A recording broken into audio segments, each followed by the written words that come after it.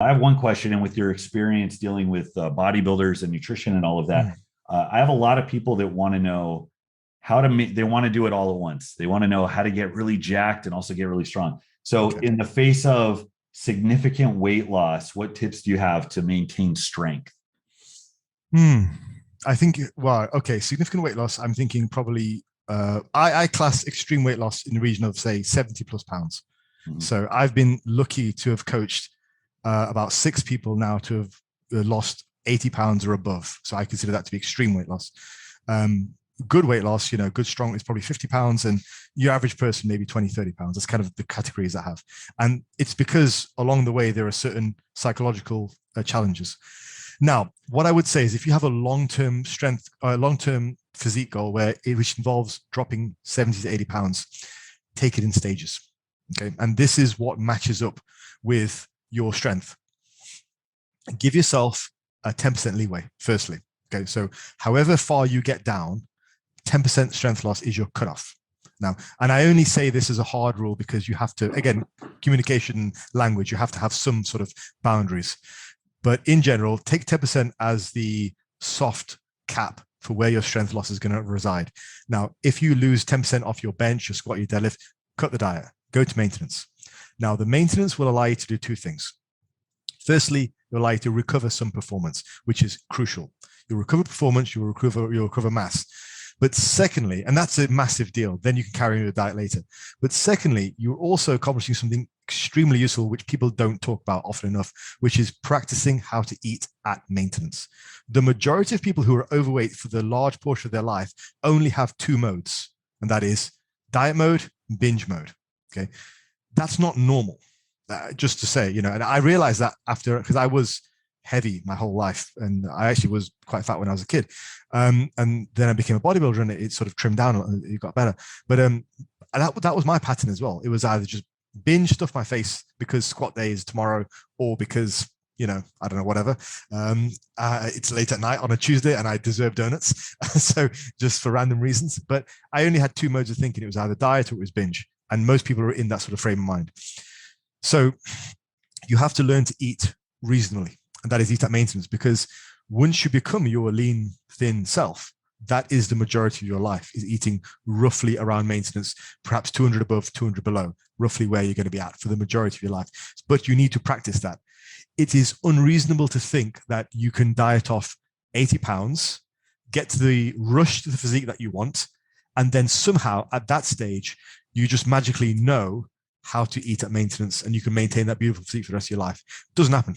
And get out of that way of thinking. It doesn't happen. So the maintenance breaks accomplish two things: it's to give you muscle back, give you strength back, but also teach you how to eat at maintenance. And you can take as many of those as you need on the way down. And bear in mind, again, if it's a long-term project of losing 80 pounds, 70 pounds, 100 pounds, whatever it is, it doesn't have to be one long continuous cut. You can bulk in that process. It's okay. I have done it with clients. I've had them do short, lean bulks so that the journey on the way down becomes easier. It becomes less, it becomes easier for them. Also, they retain more muscle mass on the way down, and it's just more fun. It's not nice to be dieting for a year. So you need a break. Otherwise, what happens is people tend to start slacking off on diets. They start cutting corners. Whereas it used to be a 2 pound loss every week, then it was a 1 pound loss every week. Then some weeks they kind of go off the diet, but psychologically, they're still on the diet.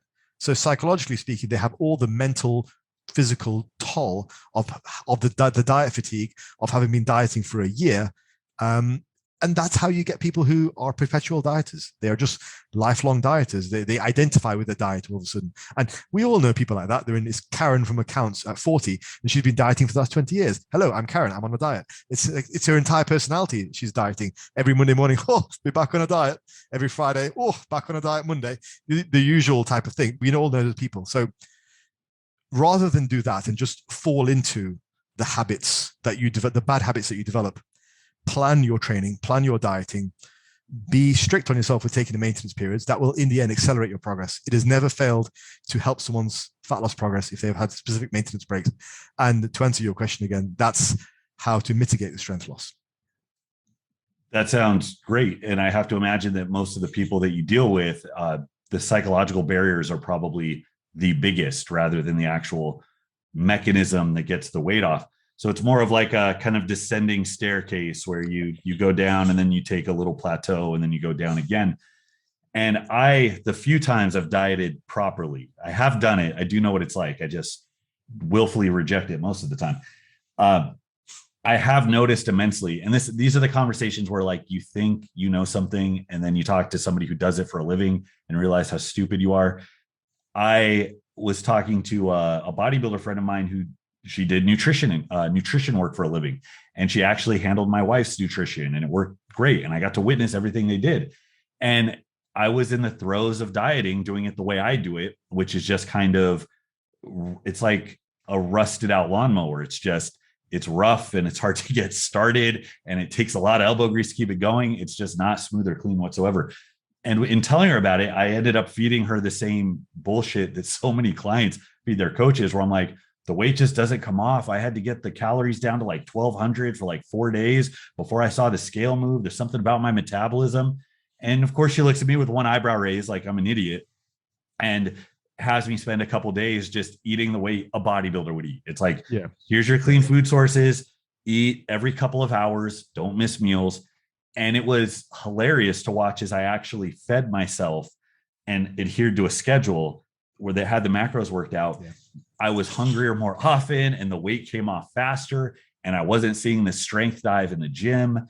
And those maintenance steps make so much sense, because I'm sure after several hard weeks of dieting, it's not long enough to get you fat, but it's certainly long enough to refuel you, pick your mental edge up, and like you said, teach you how to eat normally.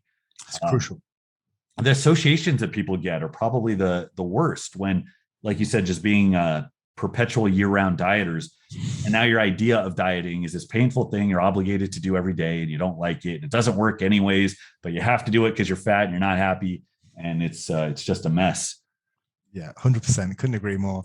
I think social media has, and the internet in general, hasn't done us any favors when it comes to this kind of thing, because we tend to get a lot of very hard and heavy headlines, which aren't necessarily that helpful, particularly over the last 10 years. And you'll remember this, Alex. 10 years ago, if you weren't eating protein, Pop-Tarts, and doing 5x5, you were just insane. Were you even serious? So we've sort of ridden this wave of the whole if you fit your macros and every diet trend, really. And I think we're starting to come back to at least some semblance of normality. But I do have some sort of tips and tricks when it comes to fat loss, some peculiarities, but the majority of it is just what I call bodybuilding nutrition, because I feel it's the best way to have fat loss. What I posted on my Instagram a while back was the model of fat loss that I use. I call it the helicopter analogy of fat loss. Okay. And it's this idea that the further you are away from the goal, as in the higher up in the air you are, the faster you can come down. And in the same way with the diet, if you have a lot of weight to lose, initially you can lose that very fast. And I have what I call my fastest fat loss method, which is basically a PSMF that I teach to my clients who want to come to me for very quick weight losses. And typically you're looking at something like 25-ish pounds in the first 6 weeks if you execute it correctly, with the promise being that you're probably not going to be that hungry. You probably will hate the diet somewhat by the end, because it's very repetitive, but you're not going to be hungry, which is a big plus when you're dieting. So the quick weight losses are something which I believe in quite strongly, if they're set up correctly. There is a large 60-year body of research around quick diets. In the research, they're called LCDs, low calorie diets, or VLCDs, very low calorie diets. And there's a long history of those which support the fact that they do tend to lead to better long-term outcomes, which I find really fascinating. The idea that a quick weight loss in the beginning of a diet will actually lead to better adherence and better long-term outcomes is well proven now in the research going back 60 years. It's undeniable at this stage. And in what I've seen, if it's executed correctly, it can be done in a healthy way as well, a way which supports your muscle mass. So it's an option. It's not what I do with every client, but I certainly give them the option, because it initially leads to a lot of weight loss. Like I have one client right now, Lee, shout out to Lee if he's listening. In 2 weeks, he's dropped about 6 kilos. Now, we all know that's a lot of water. It's a lot of glycogen. We get it, of course. But psychologically, it's very gratifying for him. He's like, wow, I look completely different. I look all shrunken in. the weight comes off your belly quite a lot because it's all the water you hold. Those kind of guys tend to hold a lot around the stomach. And he's on the right track. He knows he only has another, say, 10 kilos to lose. So that's a big loss. It's 35 pounds. But psychologically speaking, he's a lot better off. Sorry, phone. Just ignore that. But psychologically speaking, he's a lot better off. So it's really good. But as I say, that's where I start. So I use this analogy of the helicopter model of fat loss. You go down quick at the beginning if you have enough to lose, and then you really slow it down. Because when you get to, say, anywhere between 20 to 10%, you have to slow things down quite a lot. Otherwise, bad things happen. Oh, yeah. It's like watching old episodes of The Biggest Loser. When you had people who were 500 pounds, you would get 15 pounds off in a week. You would get 20 pounds off in a week, which obviously is not sustainable as you get lighter. Yeah. That's interesting about starting off fast and leveling out as you go.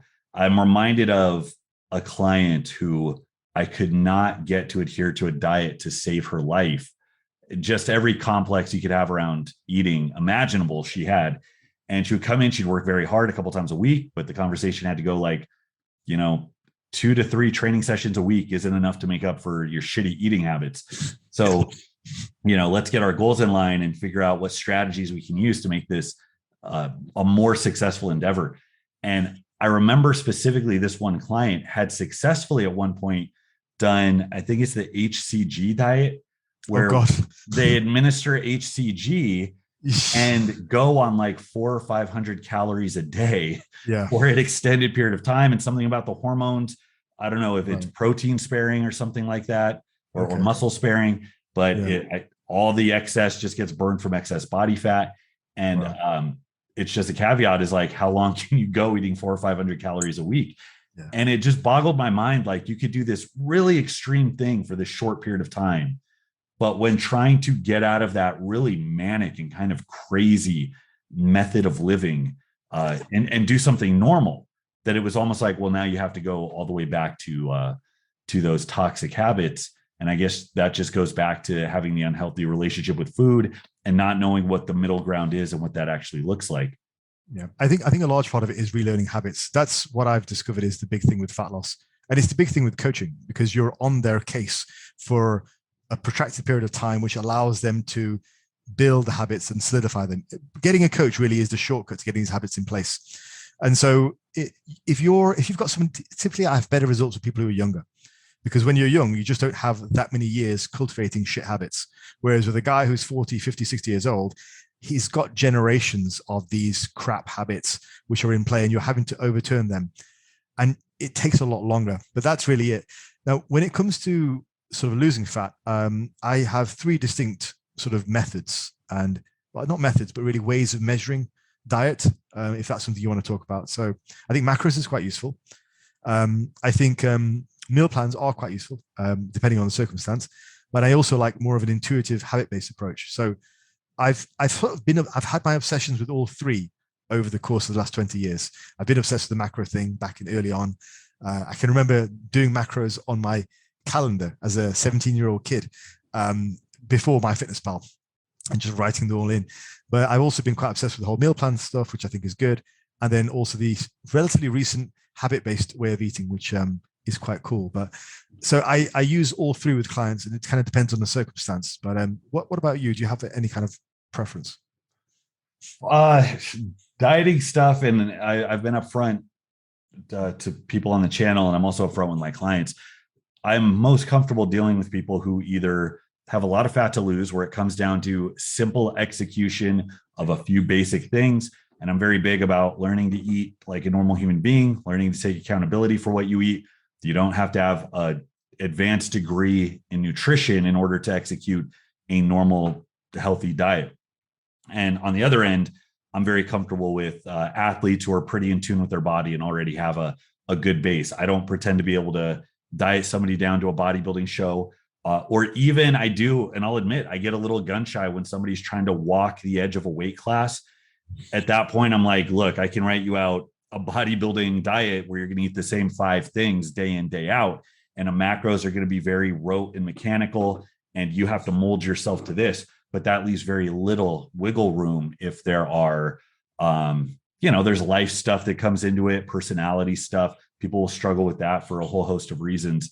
And that's where I have a lot more respect for nutritionists, because over time you get, like you said, you go through these phases of being obsessed, but you get a handle on all of these different mechanisms that might have to be implemented in different proportions based on the individual you're working with.